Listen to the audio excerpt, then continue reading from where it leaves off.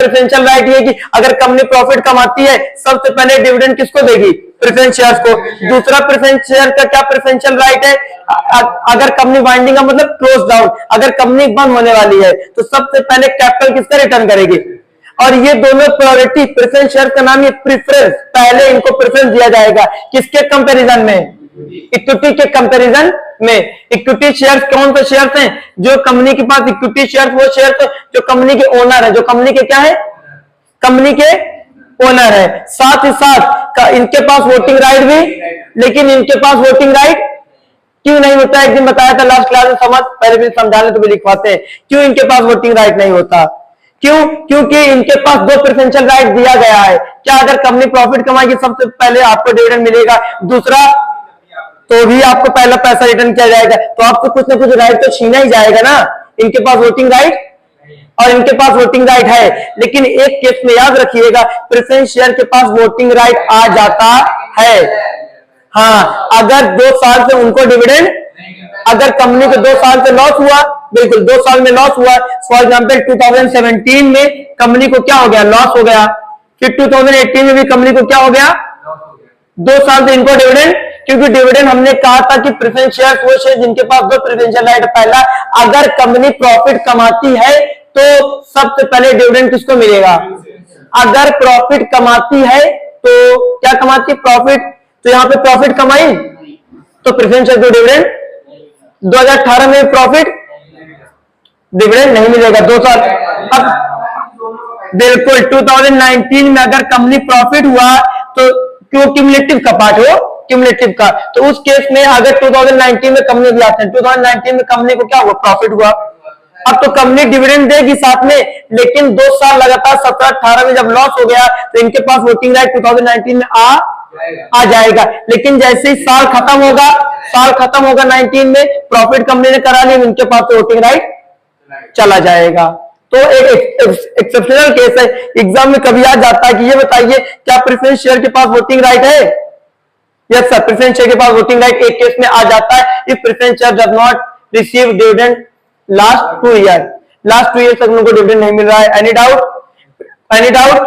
अभी दिखाएंगे। उसके बाद तीसरा होता है हमारा इक्विटी, स्यूट इक्विटी शेयर्स। कौन सा? आगे पीछे कर सकते हैं। कौन सा होता है? स्यूट। लेकिन ये जो स्यूट इक्विटी शेयर्स है, कौन सा इक्विटी शेयर हमने कहा? Suite equity shares. कौन सा?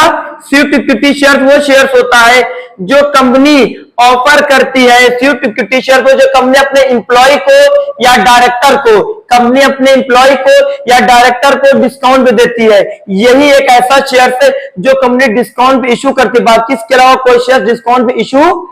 यही एक ऐसा शेयर है जो आ गया एग्जाम में अगर MCQ में कि company in public company which share can issue at discount. कौन सा शेयर जो डिस्काउंट पे इशू कर सकती है? सर स्यूट इक्विटी शेयर जो कंपनी किस पे इशू कर सकती है और कोई और शेयर डिस्काउंट पे issue. Sweat equity share are those shares which are issued by company to the employee और board of director। Company employ को, अपने एम्प्लॉय को और बोर्ड ऑफ डायरेक्टर को इशू करती है डिस्काउंट पर। किस पे? क्योंकि section 2 sub section 78, section 2 sub section 78 पे शेयर्स को डिस्काउंट पे इशू करना प्रोहिबिट है, मना किया गया है। सेक्शन 2 सब सेक्शन 78 में सिर्फ आप कोई भी शेयर डिस्काउंट पे इशू नहीं कर सकते एक्सेप्ट एक शेयर। कौन सा? Suite equity. Any doubt? चौथा, स्यूट इक्विटी बाद आप लोग को हमने समझाया था राइट शेयर्स। कौन सा? राइट शेयर का एक नाम और होता है राइट इशू। क्या नाम है? Right issue. और क्या नाम बोल सकते हैं? Right issue. राइट शेयर या राइट इशू वो शेयर होते हैं जिसमें कंपनियां सबसे पहले ऑफर करती है एग्जिस्टिंग शेयर होल्डर को। राइट शेयर वो शेयर थे जैसे शहबाज ने और रहमान ने, अब्दुल्ला ने, समद ने, जायद ने, इन सब लोगों ने कंपनी के शेयर होल्ड कर रखे हैं। इन सब लोगों ने कंपनी के शेयर खरीद रखे हैं, इन सब पहले से खरीद। अब कंपनी नया शेयर इशू करना चाहती है, एडिशनल शेयर। राइट शेयर और right issue mirror. Right share और राइट इशू में कंपनी ऑलरेडी आप 5-6 लोगों ने, 7 लोगों ने कंपनी के शेयर ऑलरेडी खरीद रखे हैं। अब कंपनी 2 साल 3 साल बाद उसका मन है और न्यू एडिशनल शेयर इशू करने का। फॉर एग्जाम्पल कंपनी के पास टोटल 5 लाख शेयर थे। कितने शेयर थे? 5 लाख शेयर थे। उससे इतना लाइफ टाइम अपने इशू कर सकती है। लेकिन पहली बार में कंपनी ने ऑलरेडी कितने लाख इशू कर रखा है? 3 लाख। अब कितना और इशू कर सकती है? अब 2 लाख जब इशू करेगी एडिशनल शेयर, तो सबसे पहले अपने एग्जिस्टिंग शेयर होल्डर जो पहले से कंपनी के शेयर को खरीद रखे हैं, उन्हीं को पहले ऑफर किया जाएगा कि भैया मार्केट में नए शेयर इशू करने जा रहे हैं, अगर आप लोग खरीद लीजिए ठीक है। जब आप लोग डिनाई करेंगे नहीं सर हम खरीद, तो हम जाके इसको मार्केट में इशू। राइट शेयर आर दो share when company want to issue additional share, जब कंपनी एडिशनल शेयर इशू करना, जब कंपनी एडिशनल शेयर इशू करना, एडिशनल मतलब ऑलरेडी इशू की है, अब उसके अलावा और एक्स्ट्रा इशू करना, तो सबसे पहले किसको ऑफर करेगी? जो एग्जिस्टिंग मतलब जो कंपनी के ऑलरेडी शेयर खरीद रखे हैं उनको ऑफर करेगी। वो डिनाई कर देंगे, वो डिनाई मतलब मना कर देंगे, तब जाके इसको बाहर वालों को इशू। और कितने दिन पहले इनको इन्फॉर्म किया जाता है राइट शेयर को? 30 दिन पहले नोटिस दी जाती है। राइट शेयर इशू करने से कितने दिन पहले? 30 दिन पहले हम बता देंगे भैया हम 30 दिन बाद शेयर इशू करने जा रहे हैं, अगर आप लोग कमाने तो पैसा अरेंज कर लीजिए। 30 दिन बाद हम राइट शेयर इशू कर देंगे, आप लोग खरीद लेंगे ठीक है। आप लोग नहीं खरीदेंगे, आप लोग मना कर देंगे नहीं सर हम नहीं खरीद पाएंगे, तो हम बाहर वाले को ऑफर। तो राइट शेयर आर दो share which are firstly offered by company to the existing share holder, जो कंपनी के द्वारा पहले किसको ऑफर किया जाएगा? एग्जिस्टिंग मतलब जिन्होंने पहले होल्ड कर, जिन्होंने कंपनी के शेयर पहले से होल्ड, उनको ऑफर करेंगे। और कितने दिन पहले? इन्फॉर्म। आप 30 दिन बाद हम आप लोग को इशू करेंगे, आप लोग अगर डिनाई कर देंगे, आप लोग क्या कर देंगे? डिनाई मतलब बिल्कुल। राइट शेयर तो क्लियर है? Right share. अगला आते हैं राइट शेयर के बाद एक होता है ESOP, कौन सा होता है? पांचवा, फिफ्थ, फोर्थ हो गया। फिफ्थ, पहला प्रेफरेंस शेयर, दो प्रेफरेंशियल राइट, दूसरा इक्विटी शेयर है, तीसरा स्विफ्ट इक्विटी शेयर है, चौथा राइट शेयर है, राइट इशू। पांचवा होता है हमारा राइट ESOP ले लेते हैं, कौन सा? ESOP employee stock option plan. पांचवा हम लेते हैं ESOP employee stock option plan. क्या? Employee stock option plan. ये वो प्लान होता है जो कंपनी अपने एम्प्लॉय को, स्विफ्ट इक्विटी शेयर्स कौन सा था? जो कंपनी अपने एम्प्लॉय को एज वेल एज कंपनी के डायरेक्टर, दो लोगों को, डायरेक्टर को और एम्प्लॉय को फेस वैल्यू से कम पे देती है। फेस वैल्यू से मतलब एक वर्ड में बात करें डिस्काउंट पे, किस पे देते हैं? स्विफ्ट इक्विटी शेयर आर दो share which are given by company to the employee और board of director at discount, उसको बोलेंगे स्विफ्ट इक्विटी शेयर। सिर्फ यही एक ऐसा शेयर पे जो डिस्काउंट इश्यू कर सकते हैं। रीजन क्यों? क्योंकि सेक्शन 2 सब सेक्शन 78 में बाकी शेयर को डिस्काउंट इश्यू करना प्रोहिबिट है, मना। राइट शेयर क्लियर है? जो कंपनियां सबसे पहले अपने एग्जिस्टिंग शेयर होल्डर को ऑफर वो डिनाई कर देंगे, तो हम बाहर वाले को ऑफर करेंगे 30 दिन पहले। अगला आता है ESOP वो होता है employ stock option plan. Employ stock option, जो कंपनी में एम्प्लॉय होते हैं हम उनको ऑफर करते हैं कि आप लोग हमारी कंपनी के चाहे तो शेयर खरीद लीजिए, और इनको हम फेस वैल्यू से कम में भी दे सकते हैं, या तो इनसे सुनिए consideration. Employ stock option plan में होता है जो कंपनियां इनसे पैसा लेकर नहीं देती बल्कि कंसिडरेशन अदर देन कैश। किसकी जगह देती हैं? 2 मिनट बताते हैं। कंसिडरेशन अदर देन कैश, ये कोड वर्ड होता है। Consideration other than cash, consideration other than cash. आप लोग कोई बताएगा इसका मतलब? कंसिडरेशन, कंसिडरेशन का मतलब क्या होता है? Anyone explain?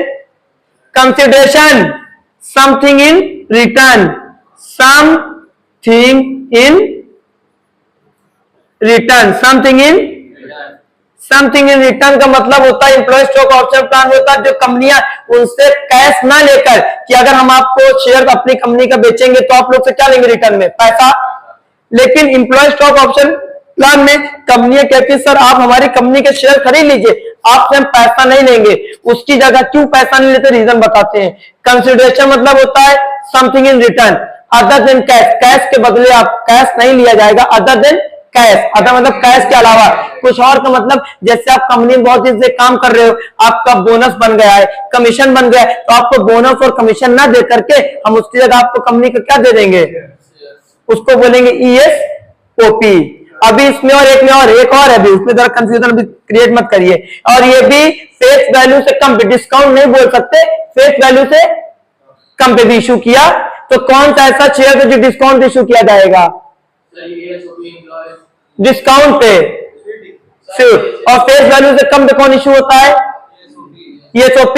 और ये कैश में इशू होता है कि consideration other than cash? Consideration other than. आप लोग अपनी बुक में देखेंगे लिखा होगा consideration other than cash, consideration other than cash. Check करिए अपनी अपनी बुक में लिखा होगा कंसिडरेशन अदर देन कैश पे इशू किया जाता है ESOP। अगला एक और है लास्ट, बोनस शेयर्स। कौन सा शेयर? ये वो शेयर्स है, ये भी बोनस शेयर्स वो शेयर्स है जो कंपनियां इशू करती हैं अपने किसको? Bonus shares. Bonus shares, anyone explain me? Bonus shares sir जो कंपनी अपने एम्प्लॉयज को एम्प्लॉयज का नहीं, इसमें इसी का छोटा भाई है राइट शेयर का बोनस शेयर। जैसे आप सबने हमारी कंपनी के शेयर खरीद रखा है, हमारी कंपनी के शेयर खरीद रखा है, हम आप लोग से कहेंगे आप लोग को हम रिटर्न में क्या देते हैं? प्रॉफिट होता तो रिटर्न में क्या देते हैं? रिटर्न में डिविडेंड। क्या देते हैं? डिविडेंड। अब हमारे पास कंपनी के पास प्रॉफिट हुआ, हम आपको क्या देना चाहिए था? हम डिविडेंड देना चाहिए था। हम डिविडेंड कैश में देते हैं आपको, डिविडेंड किस में देते हैं? तो हम अगर कंपनी के पास प्रॉफिट हो गया, कंपनी उसको अपने एम्प्लॉय को डिविडेंड नहीं देना चाहती, सॉरी एग्जिस्टिंग शेयर होल्डर जो ऑलरेडी शेयर लिए हैं उनको, जो हमारी कंपनी में शेयर होल्ड किए हैं उनको हम प्रॉफिट होता तो क्या देते हैं? डिविडेंड देते हैं। हम उनको डिविडेंड ना दे करके उसकी जगह अपनी कंपनी का शेयर, अगर आप लोग को 5-5 हजार रुपए डिविडेंड देते हैं हम, तो हम 5-5 हजार की जगह आपको कंपनी का क्या दे दिए? 5 हजार रुपए का शेयर दे दिए। क्या दे दिए? क्या दे दिए? कंपनी का बोनस। बोनस शेयर वो शेयर होता है जब हम प्रॉफिट कमाते हैं अपने कंपनी को हम डिविडेंड देते हैं। क्या देते हैं? डिविडेंड देते हैं। क्या देते हैं? डिविडेंड। डिविडेंड ना डिस्ट्रीब्यूट करके, डिविडेंड ना डिस्ट्रीब्यूट करके उसकी जगह उसको हम क्या देते थे? डिविडेंड की जगह बोनस शेयर।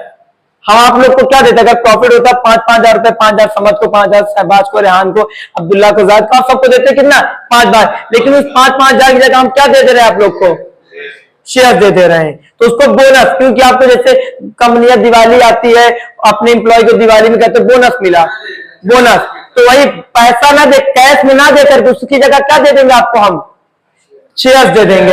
इससे कंपनी जानते कंपनी क्यों दो काम करती है इसमें? कंपनी कहती है अगर हमारी कंपनी में अच्छा, क्योंकि हमारी कंपनी से अगर हम उसको और शेयर दे देंगे तो हमारी कंपनी से अपना पैसा जो ऑलरेडी इन्वेस्ट किया उसको विड्रॉ, उसको बाद में डिटेल करेंगे। लेकिन बोनस शेयर आप मीनिंग इतनी होती है, बोनस शेयर वो शेयर होता है जब कंपनी के पास प्रॉफिट होता है तो कंपनी उसको डिविडेंड ना डिस्ट्रीब्यूट करके, डिविडेंड के फॉर्म में ना डिस्ट्रीब्यूट करके, बल्कि उसकी जगह कंपनी अपने कंपनी के जो ओनर होता है, जो कंपनी के एम्प्लॉयर होता है, वो डिविडेंड ना दे करके उसकी जगह क्या दे देता है? अपना शेयर दे दे। उसको क्या बोलेंगे? Bonus shares. इतना।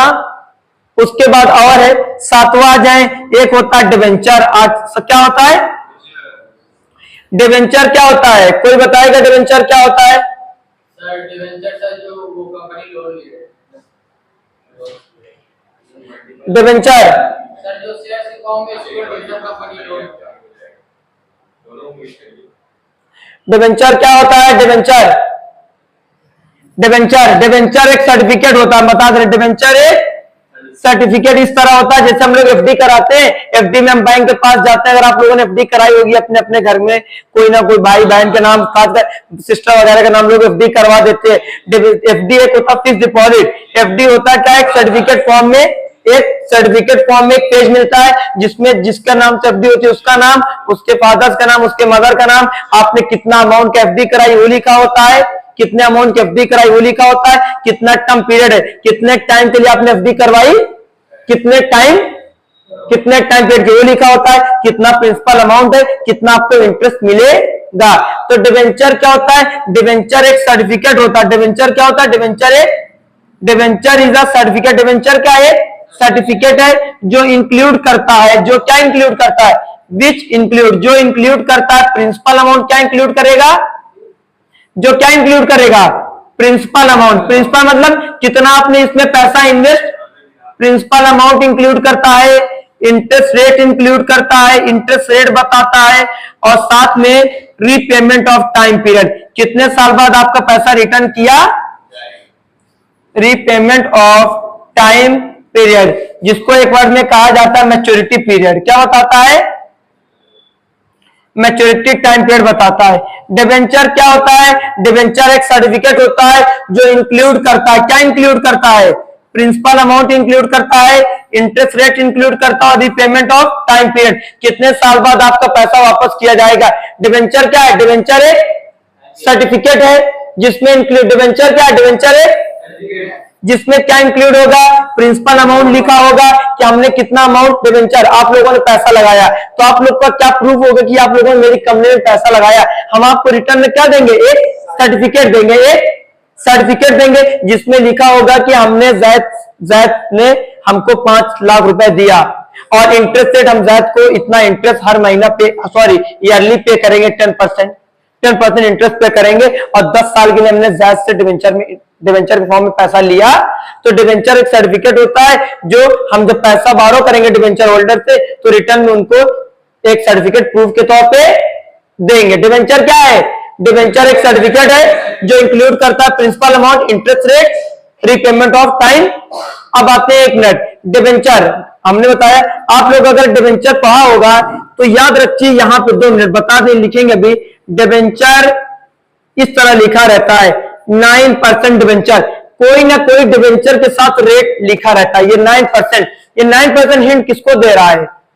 ये वर्ड अगर आप लोग ज्यादातर बच्चे बस जब प्रैक्टिकल करते हैं, आप लोग अकाउंट में एक चैप्टर डिबेंचर पढ़ा होगा कि भी नहीं पढ़ा? पढ़ेंगे तो आपको डिबेंचर के साथ में एक रेट लिखा मिलेगा हमेशा। अगर आप गौर करेंगे कोई भी बुक से, चाहे आप पीछे चाहे एमएल दास, चाहे आप सिंगल जो आप पढ़ते हैं डीके गोयल, वहां पे डिबेंचर के आगे एक रेट लिखा रहेगा। ये रेट क्यों लिखा होता है? इस रेट को बोलते हैं कूपन रेट। इस रेट को क्या बोलते हैं? जो डिबेंचर के आगे एक रेट लिखा रहता है फिक्स, उसको बोलते हैं कूपन रेट। क्या बोलते हैं? और ये कूपन रेट इसलिए लिखा जाता है डिबेंचर के साथ में क्योंकि डिबेंचर का इंटरेस्ट रेट फिक्स होता है। जब हम पैसा बारो करेंगे डिबेंचर होल्डर से तो उसी समय उनको बता दिया जाएगा कि आपको 10% इंटरेस्ट मिले, तो 10% मिलेगा या 9%, तो उसके हम डिबेंचर से पहले इंटरेस्ट रेट, ये किसको डिनोट कर रहा है? 9%, डिबेंचर के इंटरेस्ट रेट को। लेकिन इस इंटरेस्ट रेट को हम लोग क्या बोलेंगे? Coupon rate. क्या बोलेंगे? कूपन रेट क्या होता है सर? कूपन रेट वो रेट होता है जो डिबेंचर का इंटरेस्ट रेट होता है ऑलरेडी फिक्स होता है, इसीलिए इसको हम लोग क्या बोलते हैं? Coupon rate. क्या बोलते हैं? जो डिबेंचर के आगे जो एक वर्ड इंक्लूड रहता है इंटरेस्ट रेट, इसको क्या बोलते? कुछ बच्चे कहते हैं 9%, 8% या 7% जो भी रेट रहेगा, इसका किसको हिंट कर रहा है? इसको क्या वर्ड बोलेंगे? Coupon rate. क्या बोलेंगे? और कूपन रेट डिबेंचर में क्यों लिखा जाता है? शेयर में तो नहीं लिखा जाता इक्विटी में, क्योंकि इक्विटी शेयर में डिविडेंड का रेट फिक्स, और डिबेंचर में इसलिए लिखा जाता है क्योंकि डिबेंचर में इंटरेस्ट रेट पहले से ही डिसाइड कि कितना आपको इंटरेस्ट दिया। और नॉर्मल डिबेंचर कितने साल के लिए इश्यू किया जाता है? नॉर्मल डिबेंचर कितने साल के लिए इश्यू किया जाता है? नॉर्मल डिबेंचर कितने साल के लिए इश्यू किया जाता है?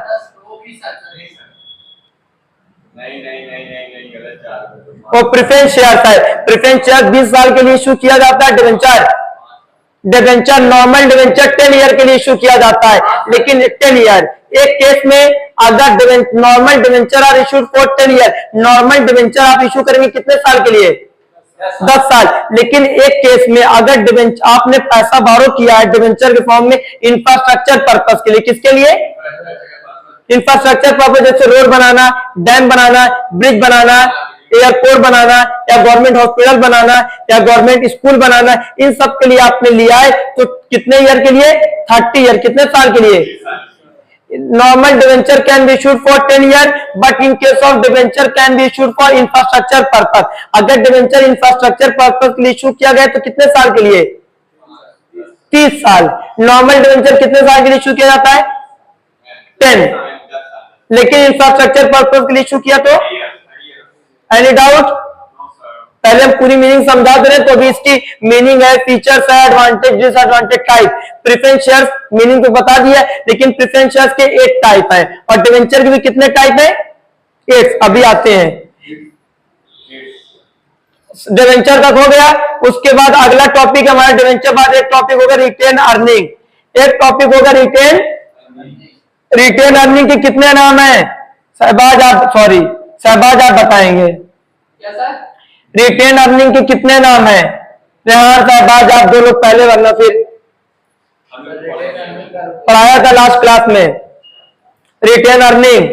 रिटेन अर्निंग का दूसरा नाम प्लगिंग बैक ऑफ प्रॉफिट या री investing. Plugging back of profit या री इन्वेस्टिंग। रिटेन अर्निंग वो अर्निंग होता है जब कंपनी प्रॉफिट कमाती है तो कंपनी डिविडेंड ना डिस्ट्रीब्यूट करके उसको अपनी कंपनी में दोबारा री इन्वेस्ट। प्लगिंग बैक, प्लग मतलब प्लग करना, प्लग मतलब क्या होता है, लगाना, स्विच प्लग होता है, प्लग करो, कहते हैं प्लग कर दो। रिटेन अर्निंग, अब जो भी रिटेन अर्निंग मतलब ploughing back of profit. Retain earning मतलब रिटेन अर्निंग, रिटेन मतलब क्या होता है, रख, रिटेन रख लेना, कहते हैं रिटेन कर लो, रिटेन मतलब रख लो। तो रिटेन अर्निंग वो अर्निंग होता है, रिटेन अर्निंग का दूसरा नाम होता है प्लगिंग बैक ऑफ प्रॉफिट। क्या नाम होता है रिटेन अर्निंग का, plugging back of profit. Plugging back of profit को री इन्वेस्टिंग भी बोलते हैं। क्या बोलते हैं, री इन्वेस्टिंग भी कहा जाता है। क्या कहा जाता है, री इन्वेस्टिंग। इसका मतलब क्या होता है, जब कंपनियां प्रॉफिट कमाती हैं तो कंपनियां डिविडेंड ना डिस्ट्रीब्यूट करके, कंपनियां अपने एम्प्लॉय को डिविडेंड नहीं डिस्ट्रीब्यूट करती, कंपनी वो पैसा दोबारा बिजनेस में री इन्वेस्ट कर देती ताकि कंपनी और ग्रो कर सके और बड़ी। तो रिटेन अर्निंग के पहले कितने नाम है, रिटेन अर्निंग को प्लगिंग बैक ऑफ प्रॉफिट बोलेंगे या री प्लगिंग बैक, क्यों, दोबारा लगा देना। जो प्रॉफिट हमने कमाया उसको शेयर होल्डर्स को डिविडेंड के फॉर्म में नहीं डिस्ट्रीब्यूट करके बल्कि उसको हम दोबारा बिजनेस में इन्वेस्ट, क्योंकि जो प्रॉफिट कमाएंगे तो हम प्रॉफिट से क्या देते हैं, डिविडेंड देते हैं। हम शेयर होल्डर को डिविडेंड ना दे करके उसको क्या कर देंगे, बिजनेस में इसीलिए री इन्वेस्टिंग भी कहा जाता है। और रिटेन मतलब रख देना, रिटेन कहते हैं रिटेन कर दो, रख दो। तो रिटेन अर्निंग किसको बोलेंगे, रेहान, जो पैसा हम शेयर होल्डर को डिस्ट्रीब्यूट करते हैं डिविडेंड के फॉर्म में कि जो कंपनी बिजनेस में दोबारा इन्वेस्ट कर देगी, जो प्रॉफिट कमाएगी। किस लिए इन्वेस्ट किया जाता है, ताकि कंपनी और ग्रो। अगर आपने 5 लाख की कंपनी बनाई थी, समझिएगा कितने लाख की कंपनी बनाई थी, 5 लाख की, और आपने 2 लाख प्रॉफिट कमाया तो आप 2 लाख चाहो तो शेयर होल्डर को डिस्ट्रीब्यूट कर दो, वरना 2 लाख और इन्वेस्ट कर दो तो आपकी कंपनी कितने लाख की हो जाएगी, कितने लाख की हो जाएगी आपकी कंपनी, 7 लाख। तो कंपनी ग्रो कर जाएगी तो और ज्यादा प्रॉफिट कमाएगी। तो रिटेन अर्निंग या री इन्वेस्टिंग में कोई डाउट, रिटेन अर्निंग या प्लगिंग बैक ऑफ प्रॉफिट में कोई डाउट, क्लियर है।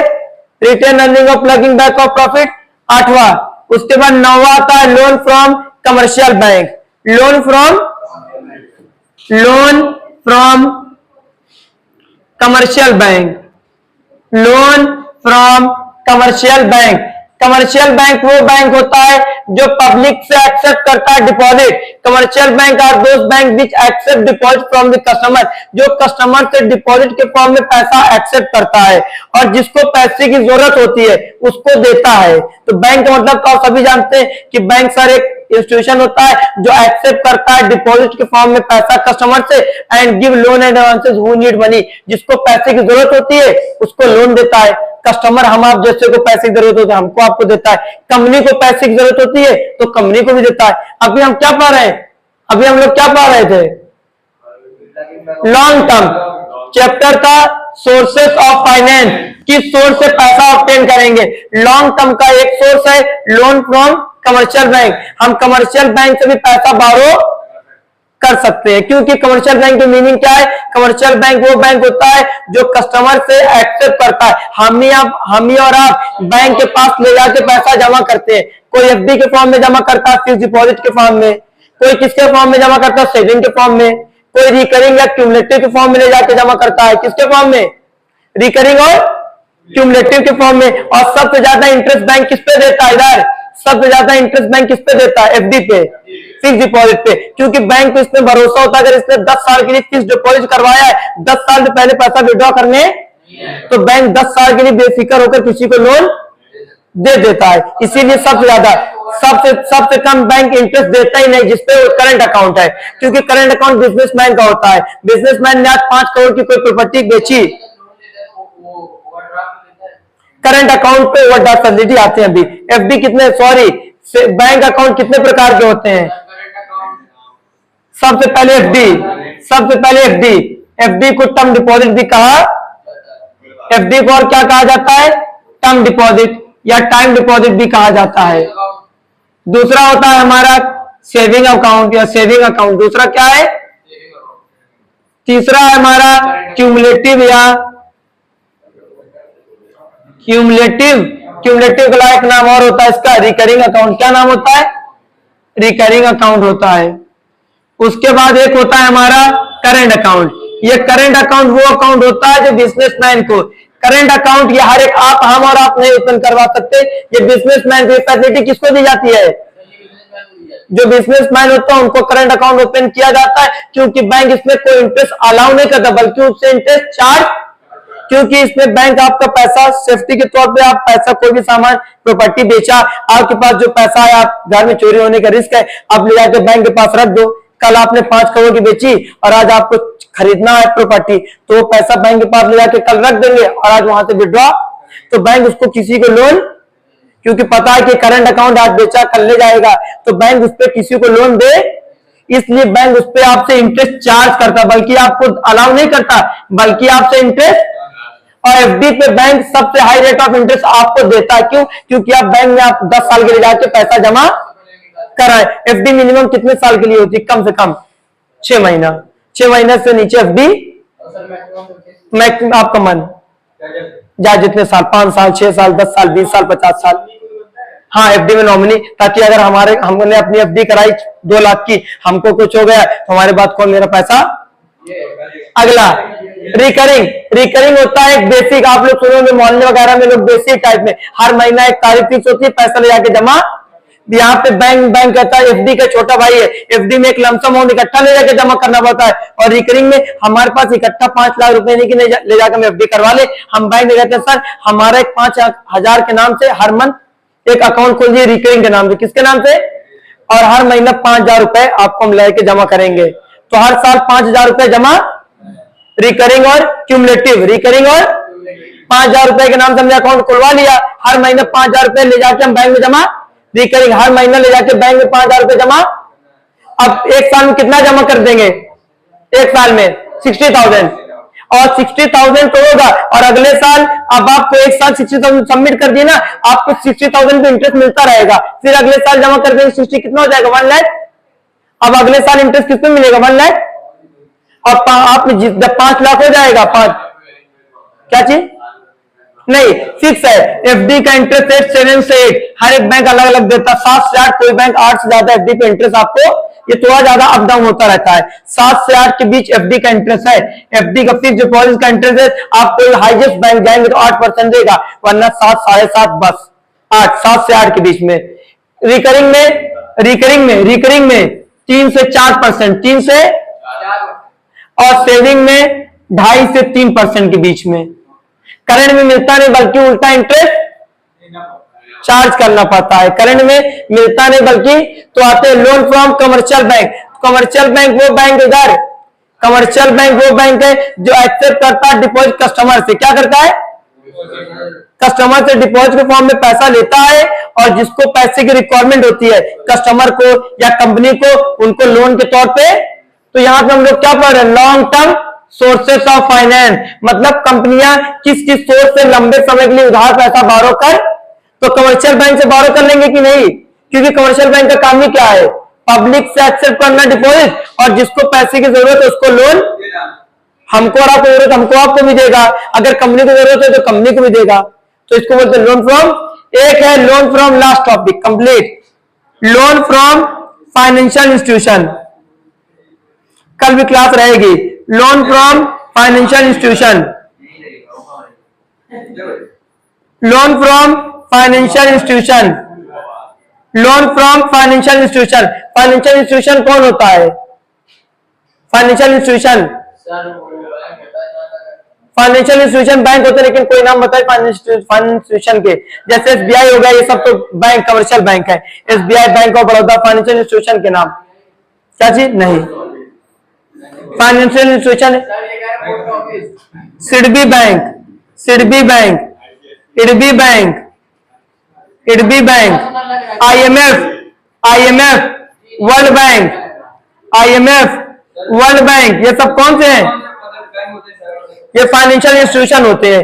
फाइनेंशियल इंस्टीट्यूशन कुछ सिलेक्टेड बैंक है, कमर्शियल बैंक की तरह होता है, लेकिन ये वो बैंक है जो एक्सेप्ट डिपॉजिट, ये सिर्फ लोन देते हैं, ये डिपॉजिट एक्सेप्ट।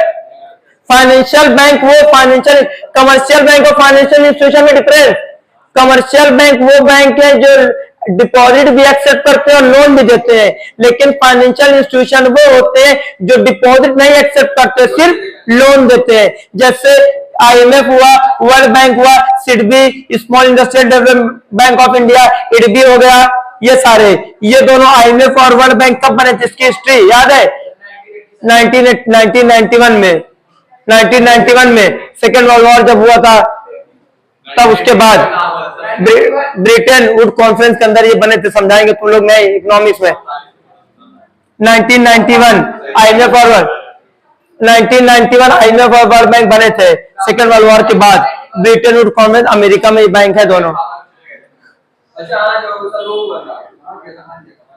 बस कंप्लीट, कल लिखवा भी देंगे। Any doubt? बहुत आसान है, बहुत आसान है।